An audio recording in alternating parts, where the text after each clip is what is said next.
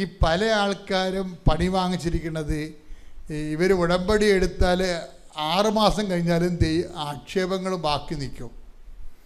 അതാണ് എൻ്റെ മക്കൾ ശ്രദ്ധിക്കേണ്ടത്. ഞാൻ നിങ്ങളോട് വളരെ എളിമയോട് വിനയത്തോട് യാചിക്കുകയാണ്. കാര്യം നിങ്ങളെ വഴക്കിട്ടിട്ട് കാര്യമൊന്നുമില്ലെന്ന് എനിക്കറിയാം. എന്താ കാര്യം വഴക്കിട്ട് കാര്യമില്ലെന്ന് പറയാൻ കാര്യം? എടാ, നിങ്ങളുടെ ഭർത്താക്കന്മാരും ഭാര്യമാരും ഒക്കെ നിങ്ങൾ കെട്ടി വന്ന കാലം പോലെ ഇതല്ലേ പരിപാടി, വഴക്കല്ലേ ഇടണത്. ഇതിനോ നിങ്ങൾ വലിയ മെച്ചമുണ്ട. അപ്പോൾ ഞാനിപ്പോൾ കയറി അഡ്വാൻസ് വഴക്കിട്ട് എന്ത് കാണിക്കാൻ? ഒന്നും കാണിക്കാനില്ല. നിങ്ങളതുപോലൊരു വഴക്കായിട്ട് കണക്കാക്കും. അത്രയേ ഉള്ള സംഭവം. കാര്യം നിങ്ങൾ ഈ വഴക്ക് എന്തുമാത്രം കേട്ടിരിക്കണതാണ്. എന്നിട്ട് വല്ല മാറ്റം ഉണ്ടായ അതങ്ങനെ കിടക്കുമെന്ന് പറയും. അത്രയേ ഉള്ളൂ സംഭവം. ഇത് തന്നെയാണ് ദൈവത്തിൻ്റെ കാര്യത്തിലും വന്നിരിക്കുന്നത്. അപ്പം അതുകൊണ്ട് എനിക്ക് പറയാനുള്ളൊരു യാചന എന്ന് പറയണത്, ആക്ഷേപങ്ങൾ ഉന്നയിക്കാത്തൊരു സേഫ് സോണിലേക്ക് മാറണം. ഉടമ്പടി വിജയത്തിൻ്റെ ഏറ്റവും വലിയൊരു കാമ്പതാണ്. നിങ്ങളുടെ ഉടമ്പടിയിലേക്ക് ആരും കൈ ചൂണ്ടരുത്. എന്താണ്? നിങ്ങൾ ഉടമ്പടിയിലാണെങ്കിലും നിങ്ങൾ വായ്പ വാങ്ങിച്ച ആൾക്കാർക്ക് കൊടുക്കാനുള്ള പൈസ നിങ്ങളുടെ കിട്ടിയെങ്കിലും അത് നിങ്ങൾ അവർക്ക് കൊടുത്തില്ല. അതിന് പകരം നിങ്ങൾ അതിന് പകരം വീട്ടിൽ കാറ് വാങ്ങിക്കുകയോ എന്തെങ്കിലും ചെയ്ത് അപ്പോൾ തന്നെ ആക്ഷേപങ്ങളായില്ലേ? അത് ആരും അറിയണില്ല. നിങ്ങൾ ഇന്ന ആൾക്കാർക്ക് പൈസ കൊടുക്കാനുണ്ടെന്നുള്ളത് നിങ്ങൾക്കും അവർക്കും അറിയാൻ പാടുള്ളൂ. പക്ഷെ നിങ്ങൾക്ക് കൊടുക്കാനുള്ള കാശ് കിട്ടിയെന്നുള്ളത് നിങ്ങൾക്ക് മാത്രമേ അറിയാൻ പാടുള്ളൂ. പക്ഷെ വേറെ ആർക്കറിയാം? ദൈവത്തിനറിയാം. അപ്പോൾ അതുകൊണ്ട് തന്നെ നിങ്ങൾ ആ സംഭവം അവർക്ക് കൊടുക്കുക. അവരുടെ മകൾക്ക് കോളേജ് അഡ്മിഷൻ കൊടുക്കാനുള്ള കാശ് എടുത്തിട്ട് നിങ്ങൾ കാറ് വാങ്ങിച്ചു കഴിഞ്ഞാൽ ദൈവം കൈ ചൂണ്ടും, ആക്ഷേപം ഉന്നയിക്കപ്പെടും. അതാണ് ഈ ഉടമ്പടിയിൽ ഗതി പിടിക്കാത്തതിൻ്റെ കാരണം. അതാണ് ഉടമ്പടിയിൽ ആരാണ് ഗതി പിടിപ്പിക്കാത്തത്? നിങ്ങൾ തന്നെയാണ് ഗതി പിടിപ്പിക്കാത്തത്. ദൈവം എല്ലാ വിരലും കൊണ്ട്, നമ്മൾ ഒരു വിരലേ ചൂണ്ടത്തുള്ളൂ, ദൈവം എല്ലാ വിരലും ചൂണ്ടിക്കൊണ്ട് നിൽക്കും നമ്മുടെ നേരെ. ആക്ഷേപമാണ്. അപ്പോൾ പുതുക്കുമ്പോൾ എന്താ ചെയ്യേണ്ടത്? നിങ്ങൾ ഉടമ്പടി പുതുക്കുന്നവരെപ്പോഴും ശ്രദ്ധിക്കേണ്ടത് ആക്ഷേപങ്ങൾ കുറക്കാൻ പറ്റുക നോക്കണം. അത് ഭയങ്കര സീരിയസാണ്. ഈ ഉടമ്പടി 1-ാം ഘട്ടത്തിലൊക്കെ നല്ല ആക്ഷേപങ്ങൾ വരുവേ. മനുഷ്യൻ്റെ ഭാഗത്തു നിന്നും വരും, ദൈവത്തിൻ്റെ ഭാഗത്ത് നിന്ന് വരും. അപ്പോൾ ഭർത്താവ് തന്നെ പറയും, അല്ലെ ഭാര്യ തന്നെ പറയും, ഇവർ ഉടമ്പടി എടുത്തിട്ടും ഗതി പിടിക്കത്തില്ലെന്നാണ് തോന്നണമെന്ന് പറയും. ഇവരുടെ കൈയിരിപ്പ് ഇതല്ലേ? ഇങ്ങനെയുള്ളവരൊക്കെ ഇപ്പോൾ ഉടമ്പടി എടുത്ത് വീട്ടിലെ കാശ് കളയാവുന്നല്ലാതെ വല്ല ഗുണമുണ്ടെന്ന് ചോദിക്കും. അപ്പോൾ വീട്ടുകാർ തന്നെ ഉടമ്പടിക്കെതിരെ ആക്ഷേപം ഉന്നയിക്കുമ്പോൾ തന്നെ നിങ്ങൾക്ക് കരച്ചിൽ വരണം ശരിക്കും. അല്ലാതെ നിങ്ങൾ എടുത്ത് പിടിച്ചോണ്ട് നിന്നൊരു കാര്യമില്ല. വീട്ടുകാരെ നിങ്ങളുടെ ഉടമ്പടിക്കെതിരെ ആക്ഷേപം ഉന്നയിക്കുമ്പോൾ അത് ദൈവത്തിൻ്റെ ഭാഗത്തു നിന്നാണ് അത് പറയണമെന്ന് മനസ്സിലാക്കണം. കാര്യം വീട്ടുകാരെക്കാര്യം നിങ്ങളെ കൃത്യമായിട്ട് അറിയാൻ പറ്റത്തുള്ളൂ. വീട്ടുകാർ തന്നെ നിങ്ങൾക്ക്, ഞാനിപ്പോൾ ഇത് പറയാൻ കാരണം, ഈ സിന്ധു നെൽസൺ സാക്ഷ്യം പറഞ്ഞപ്പോഴേ അവരുടെ ഒരു പ്രത്യേക മിഷൻ എന്താണെന്നറിയാമോ? അവരിവിടെ കൊണ്ട് എഴുതിയിട്ടിരിക്കണത് ഉടമ്പടിയിൽ വീണുപോയ ആൾക്കാരെ തിരിച്ചു കൊണ്ടുവരാൻ. അതാണ് എഴുതിയിരിക്കുന്ന ഒരു നിയോഗം. വല്ല കാര്യമുണ്ട? അപ്പോൾ അവരെന്ത് മാത്രം ഉയർന്നെന്ന് നോക്കിയേ. ഉടമ്പടിയില്ല. അവരുടെ 2ാമത്തെ നിയോഗം എന്താണ്? ഉടമ്പടി വീണുപോയ ആൾക്കാർ, അവിടെ വീട്ടിലൊരു വിശേഷമൊന്നും എഴുതണില്ല. അവിടെ വീട്ടിലെ വിശേഷം എന്ന് പറയണത് അവരുടെ വീട്ടിൽ മാതാവുണ്ട്. അപ്പം അമ്മ അവിടെ ഉള്ള കാര്യം, ആ വിശേഷമൊന്നും അവർ തിരക്കേണ്ട കാര്യമില്ല. അതാണ് അവരുടെ മനസ്സിരിപ്പ്. അതുകൊണ്ടാണ് അവർ പറയുന്നത് ഞാൻ മരുന്നൊന്നും എടുക്കത്തൊന്നുമില്ല. അമ്മയ്ക്ക് എപ്പോഴാണ് സ്വരം തരാൻ ഉദ്ദേശിക്കുന്നത് അമ്മ തന്നോളും. അതുവരെ ഞാൻ സ്വരമില്ലാതെ പ്രാർത്ഥിക്കാൻ പറഞ്ഞാൽ ഞാൻ സ്വരമില്ലാതെ പ്രാർത്ഥിക്കും. പക്ഷേ ഫെബ്രുവരി 20-ാം തീയതി ആകുമ്പോൾ എവിടെ നിന്നാണെന്ന് അറിയാൻ പറ്റില്ല, സ്വരം എല്ലാം കൂടി ഇങ്ങോട്ട് വരാൻ തുടങ്ങി. അതാണ് വിശ്വാസത്തിൻ്റെ കാത്തിരിപ്പെന്ന് പറയുന്നത്. ശ്രദ്ധിക്കട്ടെ. ഹല്ലേലൂയ, ഹല്ലേലൂയ, ഹല്ലേലൂയ, ഹല്ലേലൂയ, ഹല്ലേലൂയ. മഹത്വം, മഹത്വം, ആരാധന, ഹല്ലേലൂയ, ഹല്ലേലൂയ, ആരാധന.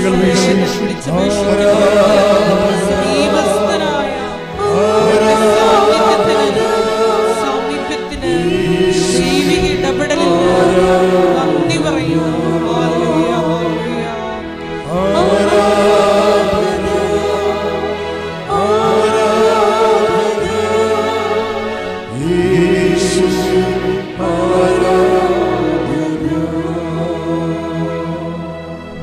പരമ ദിവ്യകാരുണ്യത്തിന് ആരാധനയും സ്തുതിയും പുകഴ്ചയും ഉണ്ടായിരിക്കട്ടെ. അപ്പൊ സിന്ധു ഒരു മരുന്നും കഴിക്കാതെ ഒരു ഓപ്പറേഷനും പോകാതെ അവളെന്താ പറഞ്ഞത്? അമ്മ വീട്ടിലുണ്ട്, വീട്ടുകാരി അമ്മയ്ക്കറിയാമല്ലോ, അമ്മ ആഗ്രഹിക്കുമ്പോൾ സ്വരം തരും, അല്ലെങ്കിൽ സ്വരമില്ല ഞാൻ എൻ്റെ ജോലി ചെയ്യും. അതാ നിലപാടെന്ന് പറഞ്ഞതാണ്. വിശ്വാസം കൊണ്ട് ലോകത്തെ ജയിക്കുന്ന രീതികളാണതൊക്കെ. അപ്പോൾ എന്ത് പറ്റി?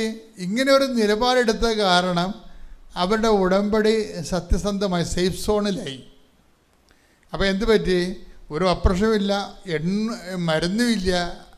ആ മരുന്നില്ലാതെ ഫെബ്രുവരി 20 ആയപ്പോൾ സ്വരം അമ്മ തിരിച്ചു കൊടുത്തു. അപ്പോൾ അത് എന്നാ വിഷയം എന്ന് വെച്ചാൽ ഇത് വേറൊരു ലെവലാണ്. നമ്മൾ ഉടമ്പടിയിലുള്ള ഒരു ഗുണമെന്ന് പറയുന്നത് വേറെ ഒരു പ്രാർത്ഥനാ പദ്ധതിയും ഇതിൻ്റെ ഒപ്പം നിൽക്കാത്തതിൻ്റെ കാരണം ഇതിൻ്റെ അകത്തുള്ള കണ്ടൻറ്റ് വൈസ് റിച്ചാണ് ഭയങ്കര. ഇപ്പം ഈ ഉടമ്പടിയുടെ ഇവരുടെ ഒന്നാമത്തെ നിയോഗം, ഉടമ്പടി പുതുക്കുമ്പോൾ ഒന്നാമത്തെ നിയോഗം എന്താണ്? ഉടമ്പടി എടുക്കാത്തവരെ ഉടമ്പടി എടുപ്പിക്കാൻ. അതാണ് ഒന്നാമത്തെ നിയോഗം. രണ്ടാമത്തെ നിയോഗം എന്താണ്? ഉടമ്പടി വീണ് പോയവരെ എഴുന്നേൽപ്പിക്കാൻ. അപ്പോൾ ഉടമ്പടി വീണ് പോയവരെ എഴുന്നേൽപ്പിക്കാൻ വേണ്ടി ഇവരെല്ലാ ദിവസവും 3 മണിയാകുമ്പോൾ വീട്ടിൽ നിന്ന് ഇറങ്ങിപ്പോവുകയാണ്. ഓരോ വീട്ടിൽ നിങ്ങൾ ഉടമ്പടി എടുത്താണെന്ന് ചോദിക്കും. അപ്പോൾ അവർ പറയും ഉടമ്പടി എടുത്താണ് കൊച്ച്, ഇടയ്ക്ക് വീണ് പോയി. പിന്നെ എന്തു ചെയ്യും? അവിടെ ഇരുന്നുകൊണ്ട് ഉടമ്പടി എങ്ങനെയാണ് ഉടമ്പടി വീണ്ടും തിരിച്ചു വന്നുള്ള ഗുണങ്ങളെക്കുറിച്ചൊക്കെ ഇവരെ പറഞ്ഞ് മനസ്സിലാക്കും. എന്നിട്ട് അവരെ ഗ്രൂപ്പിൽ ആഡ് ചെയ്യും. ഇതൊക്കെ ആര് ഇവിടുന്ന് വല്ലതും പറഞ്ഞു കൊടുത്താൽ വല്ലതാണോ? ഇതൊക്കെ പരിശുദ്ധാത്മാവ് പറഞ്ഞിട്ട് അവർ സ്വന്തമായിട്ട് ചെയ്യുന്ന പരിപാടികളാണ് ഇതൊക്കെ. എന്നിട്ട് അവരെ ഗ്രൂപ്പിൽ ആഡ് ചെയ്യും. എന്നിട്ട് അവരുടെ സ്പിരിച്വൽ മെയിൻ്റനൻസ് നിരീക്ഷിക്കും. ഇവർ ആത്മാവിൽ വളരുന്നുണ്ടോ എന്ന് പരിശോധിക്കും. അങ്ങനെയൊക്കെയാണ് ചെയ്യണത്. അപ്പോൾ അങ്ങനെ വന്നപ്പോൾ കുറച്ച് കഴിഞ്ഞപ്പോൾ ഇവർക്കൊരു കുഴപ്പം പറ്റി. എന്താ? ഇവർക്ക് കിഡ്നിയിൽ കല്ല് വന്നു. അപ്പോൾ ഭയങ്കര വയറുവേദനയാണ്. വയറുവേദന കൊണ്ട് പുളയണ ആൾ. അപ്പോൾ ഇവരുടെ സ്കാനിങ് റിപ്പോർട്ട് എടുത്തപ്പോൾ 2002 മുതൽ സ്കാനിങ് ഉണ്ട് ഇവർക്ക്. അന്ന് ആ എല്ലാ സ്കാനിങ്ങിലും ഇവർക്ക് കിഡ്നി കല്ലുണ്ട്. അപ്പോൾ 2002 മുതൽ കിഡ്നി കല്ലുള്ള പാർട്ടിയാണ്. ഇപ്പം എന്നാ ഇപ്പോൾ കിഡ്നി കല്ലാണെന്ന് മനസ്സിലായതും അതിൻ്റെ വേദന ഇപ്പം സഹിക്കാൻ പറ്റാത്തതായി. അവളെ ആൾക്കാരെയും കൊണ്ടുവന്ന് ഇവിടെ ഉടമ്പടി എടുപ്പിക്കാൻ വേണ്ടി വരുമ്പോഴും ഇവളുടെ മാതാവിൻ്റെ മുമ്പിൽ നിൽക്കുമ്പോഴും വയറുവേദന സഹിക്കാൻ പറ്റത്തില്ല. അപ്പോൾ വയറുവേദന സഹിക്കാൻ പറ്റാതെ ഇവളാ ഉടമ്പടി വിളക്കിൻ്റെ അടുത്ത് എഴുന്നേച്ച് അമ്മയോട് പറയും, അമ്മേ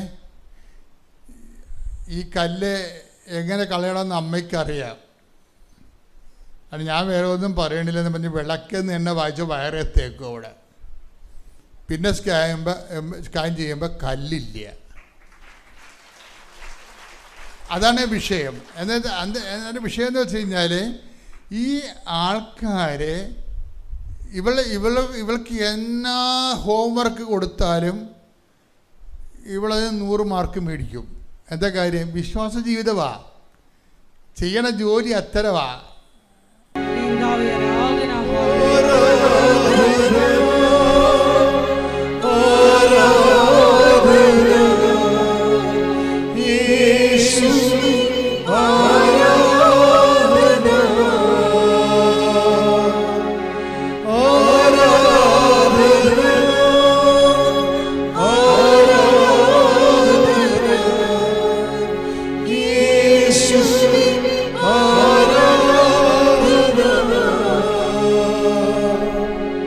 ആദ്യമായിട്ട് ഈശോയോടും എൻ്റെ അമ്മയോടും കോടാനുകൂടി നന്ദി പറയുന്നു. ഞാൻ ആദ്യമായി കൃപാസനത്തെക്കുറിച്ച് അറിയുന്നത് ഞാനൊരു സെയിൽസ് ഗേളായിരുന്നു. അവിടെ വെച്ചൊരു ചേച്ചി എന്നോട് പറഞ്ഞു, മോളെ നീ കൃപാസനത്തിൽ വരുന്നുണ്ടോ എന്ന്. ഞാൻ പറഞ്ഞു, ചേച്ചി അത് ആലപ്പുഴ ജില്ലയിലാണ്, നീ വരുന്നുണ്ടോ എന്ന് ചോദിച്ചു. അപ്പോൾ ഞാൻ പറഞ്ഞു, ചേച്ചി എത്രയും ദൂരം ഒന്നും യാത്ര ചെയ്യാനുള്ള ശേഷി എനിക്കില്ല. അപ്പോൾ അതെന്താണെന്ന് ചോദിച്ചു. അപ്പോഴും ഞാൻ പറഞ്ഞു, ചേച്ചി എനിക്ക് 40 വർഷമായിട്ട് യാത്ര ചെയ്യുമ്പോൾ ഭയങ്കര ഛർദിലും തലകറക്കവും ക്ഷീണവും ഒക്കെ കാരണം എനിക്ക് പ്രാർത്ഥിക്കാൻ പറ്റില്ല ചേച്ചി എന്ന് പറഞ്ഞു. അപ്പോൾ ചേച്ചി പറഞ്ഞു, ശരി നീ വരണ്ട. അതിനുശേഷം 3-ാം ദിവസം ഞാൻ അമ്മയെ സ്വപ്നം കണ്ടു. അമ്മ എന്നെ ഇവിടേക്ക് വിളിക്കുന്നതായിട്ട്. രാവിലെ എഴുന്നേറ്റു, ഞാൻ ചേച്ചിയെ ഫോൺ ചെയ്തു, ചേച്ചി ഞാൻ കൃപാസനത്തിൽ വരുന്നു, എനിക്ക് പോകണം, എന്നെ അമ്മ വിളിച്ചു, എനിക്ക് അമ്മയെ കാണണം. ചേച്ചി പറഞ്ഞു, അതിനെന്താ നമുക്ക് എന്നാന്ന് വെച്ചാൽ പോവാൻ മുളയെന്ന് പറഞ്ഞു. അതിൻ്റെ 2-ന് ഞാനിവിടെ വന്നു. 2024 ഞാനിവിടെ വരുന്നത്. അപ്പോൾ ഇവിടെ വന്നു, അമ്മയെ കണ്ടു, പ്രാർത്ഥിച്ചു, എല്ലാം പോയി. വീട്ടിൽ ചെന്നപ്പോഴേ ഞാൻ ആലോചിക്കുന്നത്, ഞാൻ ഛർദ്ദിച്ചതേ ഇല്ല. ഈ 40 വർഷം കൊണ്ട് ഞാൻ ഛർദിലോടുകൂടി ബുദ്ധിമുട്ടിയിരുന്നൊരു വ്യക്തിയാണ്. ആ ഛർദിൽ അമ്മ പൂർണ്ണമായി എടുത്ത് കളഞ്ഞു.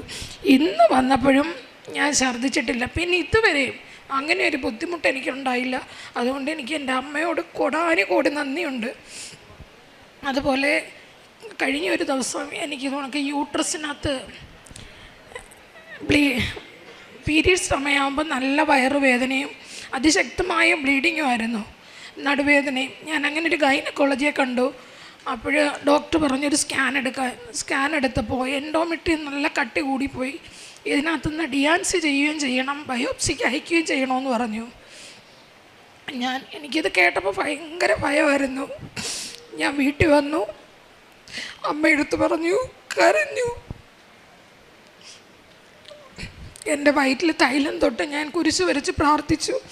അമ്മയല്ലാതെ എനിക്ക് വേറെ ആരുമില്ല ആശ്രയം, അമ്മയാണ് എൻ്റെ ജീവിതത്തിലെ ആശ്രയം.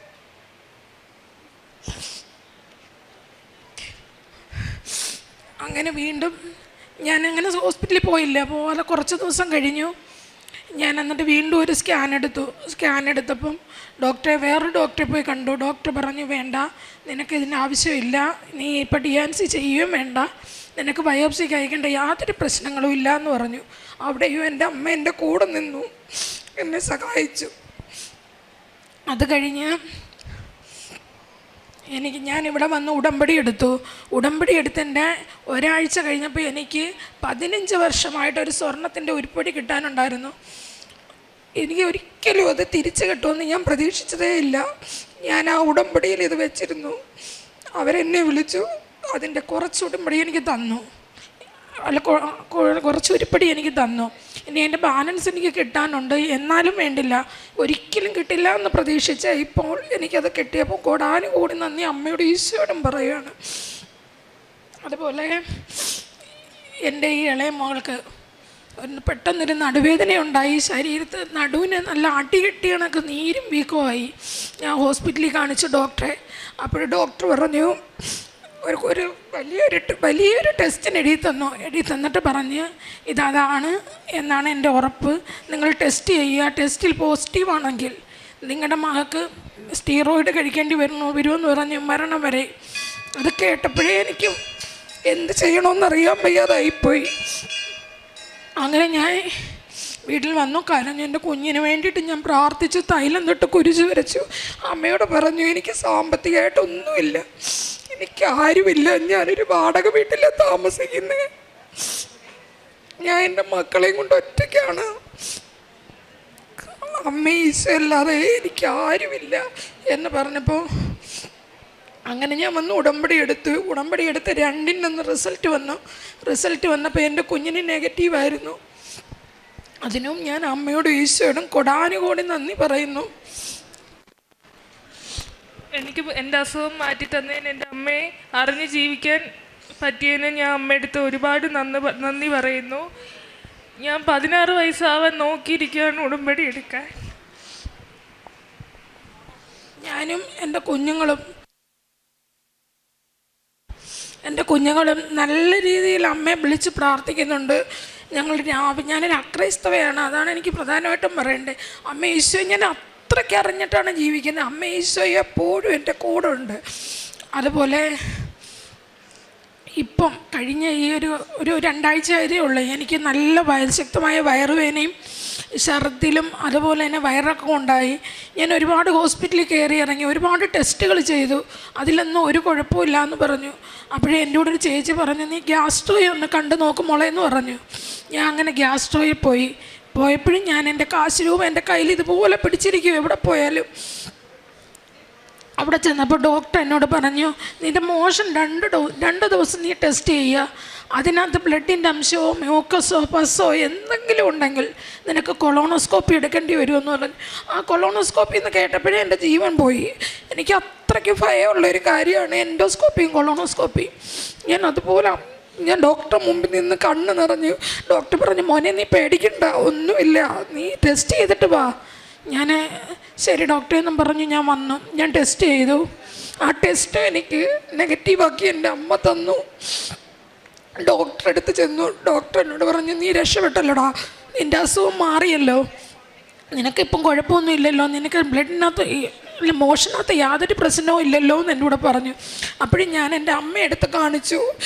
എൻ്റെ അമ്മയാണ് എനിക്ക് അഭയം. എൻ്റെ അമ്മ കഴിഞ്ഞുള്ള ആരും എൻ്റെ കൂടെ എപ്പോഴും ഉണ്ട്. അമ്മയില്ലാത്തൊരു ജീവിതമില്ല. എനിക്ക് എപ്പോഴും എൻ്റെ അമ്മ അറിഞ്ഞു അമ്മയെ ഈശോയെ ചേർത്ത് നിർത്തി മുമ്പോട്ട് പോകാൻ ആഗ്രഹം. അതുപോലെ ഞങ്ങൾക്കൊരു പ്രാർത്ഥനാ ഗ്രൂപ്പുണ്ട്.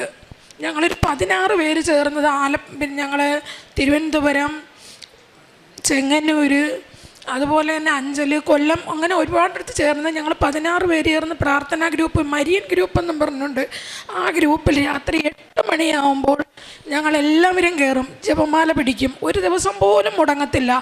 കുറഞ്ഞത് ഒരു 15 പേരെങ്കിലും അതിനകത്ത് കാണും. 15 അല്ലെങ്കിൽ 10 ഇത്രയും പേര് വരാൻ പറ്റുന്നവരെല്ലാം വന്ന് ആ ജപമാല പിടിക്കുന്നുണ്ട്. അതുപോലെ ഞങ്ങൾ അഖണ്ഡ ജപമാല ഓരോരുത്തരുടെയും വീട്ടിൽ ഓരോ മാസം ആദ്യം ഒരു ദിവസം ഞങ്ങൾ നടത്താറുണ്ട്.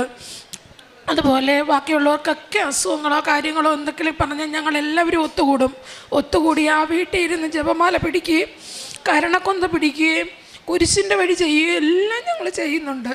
നല്ല രീതിയിൽ ആ പ്രാർത്ഥനാ ഗ്രൂപ്പ് മുമ്പോട്ട് പോയിക്കൊണ്ടിരിക്കുകയാണ്. അതുപോലെ തന്നെ അതിനകത്ത് നമ്മൾ പ്രേക്ഷിതം ചെയ്യുന്നുണ്ട്, കാരുണ്യ പ്രവർത്തികൾ ചെയ്യുന്നുണ്ട്. അതുപോലെ തന്നെ ഞാൻ പ്രേക്ഷിതം ചെയ്യുന്നതെന്ന് പറയാം. ഒരു ദിവസം ഞാൻ ഹോസ്പിറ്റലിൽ കിടന്ന് കഫക്കെട്ടായിട്ട്, അപ്പോഴും അവിടെ ഒരു 10 വയസ്സുള്ളൊരു കുഞ്ഞ് ഭയങ്കര ഛർദിലായിട്ട് ഒരു തുള്ളി വെള്ളം പോലും കുടിക്കാൻ പറ്റില്ല.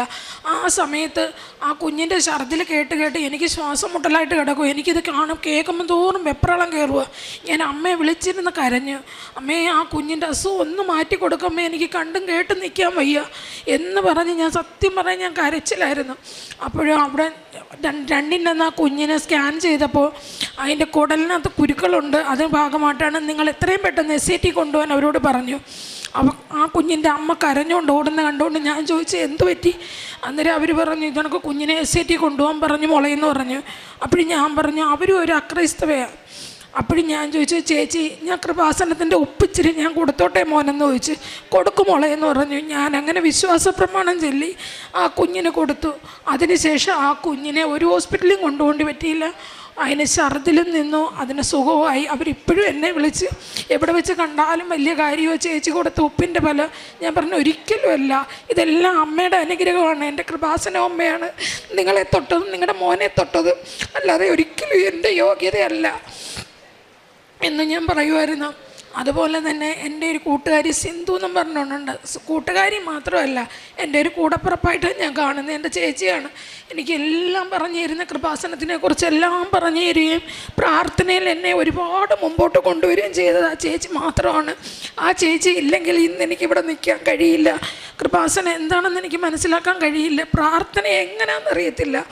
ഞാൻ 2 വർഷം ഈ കൃപാസനത്തിൽ വന്നു, അമ്മയെ പ്രാർത്ഥിച്ചു, അമ്മ ഈശോയെ അറിഞ്ഞതിന് ശേഷമാണ് ഞാനിപ്പോഴാണ് ഉടമ്പടി എടുത്തത്. കഴിഞ്ഞ ഡിസംബർ 17-ാം തീയതിയാണ് ഞാൻ ഉടമ്പടി എടുത്തത്. അതുകൊണ്ട് എനിക്ക് ഒരുപാട് ആത്മീയമായിട്ട് മുമ്പോട്ട് വരാനും ഈശോയെ അമ്മയെ അറിയാനും കഴിഞ്ഞിട്ടുണ്ട്. ഇനിയും അങ്ങനെ തന്നെ ജീവിക്കണമെന്നാണ് എനിക്ക് ആഗ്രഹം. അതുപോലെ അമ്മയുടെ പ്രത്യക്ഷീകരണത്തിന് ആക്കിയതിനും എനിക്ക് ഒരുപാട് നന്ദി ഈശോയോടും അമ്മയോടും ഉണ്ട്. അതുപോലെ ഞാൻ പത്രം പ്രേക്ഷിതം ചെയ്യും. ഞാൻ ഉടമ്പടി എടുക്കുന്നതിന് മുമ്പേ ഞാനത് ചെയ്യാറുണ്ട്.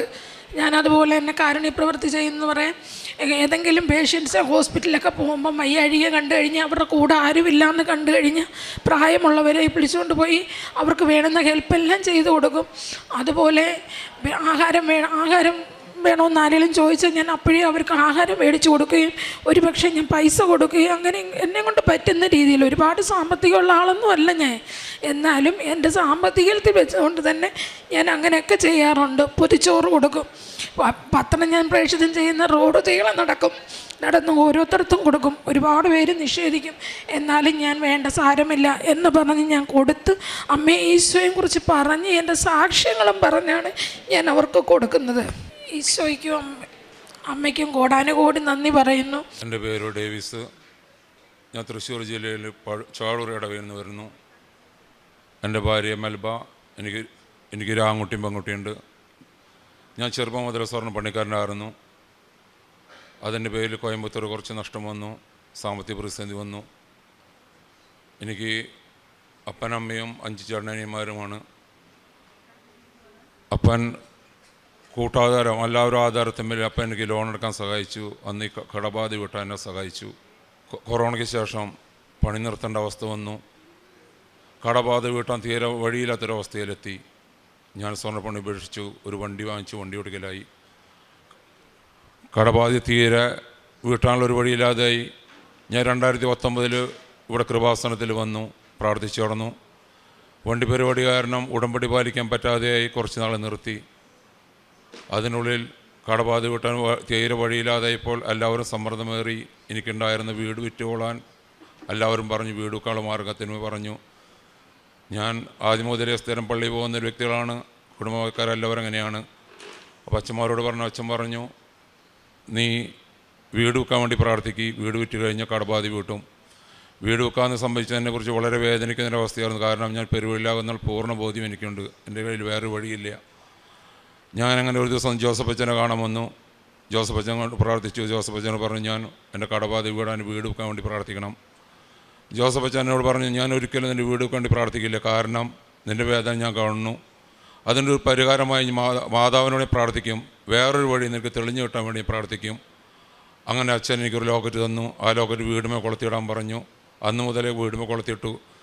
തുടർന്ന് കൃപാസനത്തിൽ പ്രാർത്ഥന ചൊല്ലും. പരമാവധി മാസങ്ങൾ ഞാൻ അവിടെ വന്നു പോയിരുന്നു കൃപാസനം പത്രം. എങ്കിലും ഈ കടബാധ വീട്ടാനുള്ളൊരു മാർഗ്ഗം എനിക്ക് തീരെ എന്നവരുണ്ടായില്ല. കട പെരുകി ജപ്തി വഴക്കിലെത്തി. അപ്പൻ 10 വർഷം മുന്നേ മരിച്ചു. അമ്മയ്ക്ക് തീരാവേദനയായി, കടബാധയെക്കുറിച്ച് വളരെ വേദനയായി. എങ്ങനെ വീട്ടിൽ ചിന്തയിൽ ഒരു മാർഗ്ഗമില്ലാതെ നിൽക്കുന്ന നേരത്ത് ജപ്തി വക്കിലെത്തി. ഇനി എന്ത് ചെയ്യുമെന്ന് വെച്ചാൽ, അപ്പോൾ അമ്മയുള്ള കാരണം സംഘക്കാർ ജപ്തിയിലേക്ക് ഒഴിവാക്കി തന്നു. വൃദ്ധയായ മാതാപിതാക്കൾ വീട്ടിലുള്ള കാരണം ജപ്തിയിൽ നിന്ന് ഒഴിവാക്കി തന്നു. അങ്ങനെ 2 പ്രാവശ്യം ജപ്തിയിൽ നിന്ന് ഒഴിവാക്കി തന്നു. ഈ കഴിഞ്ഞ ഫെബ്രുവരിക്ക് അമ്മ മരിച്ചു. അമ്മ മരിച്ചപ്പോൾ സംഘക്കാർ വന്ന് പറഞ്ഞു, ഇനിയൊരു ഓപ്ഷനില്ല, നിൻ്റെ കടബാധ വീട്ടാൻ വേറെ വഴികളില്ല, എന്തെങ്കിലും ചെയ്ത് വീട് വെക്കണം. 1 കോടി വിലയുണ്ടായിരുന്ന വീട് 75 ലക്ഷമായി കുറച്ചു, 50 ലക്ഷമായി കുറച്ചു, 40 ലക്ഷത്തിന് അവർ കൊടുക്കാൻ തീരുമാനിച്ചു. എനിക്ക് 60 ലക്ഷം സഹകരണ സംഘത്തിൽ കടമുണ്ട്. ഇനി എന്ത് വഴി എന്നുള്ള ആലോചിച്ചിട്ട് മരണത്തിൻ്റെ ചിന്ത വരെ ഞങ്ങൾക്കെത്തി. ഒരു വഴിയില്ലാതായി. ഞാനും ഭാര്യയും കൂടി ഈ ജനുവരി 16-ാം തീയതി ഇവിടെ വന്നു. ഞങ്ങൾ അവസാനത്തെ പോകാൻ വഴി ഞങ്ങൾ മാതാവിനോട് ഒരു ഉടമ്പടി പ്രാർത്ഥിച്ചു. വേറെ വഴിയില്ല മാതാവ് എന്നുള്ള പ്രാർത്ഥിച്ചതിൽ ഉടമ്പടി പ്രാർത്ഥിച്ചു. ജനുവരി ഇവിടെ നിന്ന് പോകുന്ന തന്നെ അമ്മ എനിക്ക് ധൈര്യം തന്ന പോലെ, ഞാൻ ഏറ്റവും എൻ്റെ കാര്യം എന്നുള്ള ധൈര്യം തന്ന പോലെ മനസ്സിലെനിക്ക് തോന്നിച്ചു. പറഞ്ഞതുപോലെ തന്നെ എന്നെ സഹായിക്കാൻ 5-6 ആൾക്കാരെ അമ്മ മാതാവ് എനിക്ക് ഒരുക്കി തന്നു. എന്നെ പ്രേരിപ്പിച്ചു. കടബാധ കൂട്ടാൻ കുറച്ചാൾ സഹായം ചോദിക്കാൻ പ്രേരിപ്പിച്ചു. സംഘക്കാർ പരമാവധി ഇളവ് തന്ന് സഹായിച്ചു. എല്ലാമായി 25-ാം തീയതി